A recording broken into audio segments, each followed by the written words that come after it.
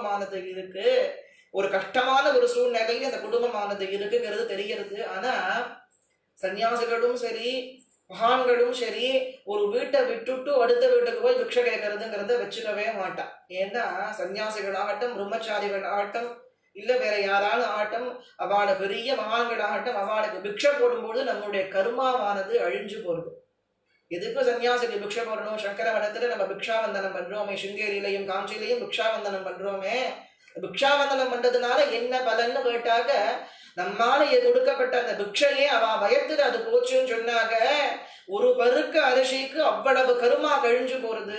அவர்களுடைய கருணா கட்டாட்சத்தினால பெரியவாரோட கருணா கட்டாட்சத்தினால அவ்வளவு கருமாவும் அழிஞ்சு போகுங்கிறதுக்கோசரம் தான் பிக்ஷாவந்தனம் பண்றது விசேஷம். அது மாதிரிதான் அந்த காலத்துல மகான்களும் சரி சன்னியாசிகளும் சரி பிரம்மச்சாரி குழந்தைகளும் சரி பிக்ஷை எடுத்து என்ன பண்ணினா வாழ்ந்து வந்தா. இந்த காயத்ரியோட ஒரு மகிமை அது. பிரம்மச்சாரிக்கு பிக்ஷை போட்டா அந்த கர்மாவானது குறையுங்கிறது எப்படின்னா காயத்ரியோட மகிமை. அந்த காயத்ரி ஜபம் பண்ண பண்ண பண்ண பண்ண அதனுடைய மகிமையை யாராலையும் சொல்லவே முடியாது. சாட்சாத் லலிதா மகா திரிபுர சுந்தரியான அம்பாள் தான் காயத்ரி மந்திரத்தினுடைய ஸ்வரூபமா வழங்கக்கூடியவள்ங்கிறது ரகசியமான சாஸ்திரங்கள்லாம் சொல்றது.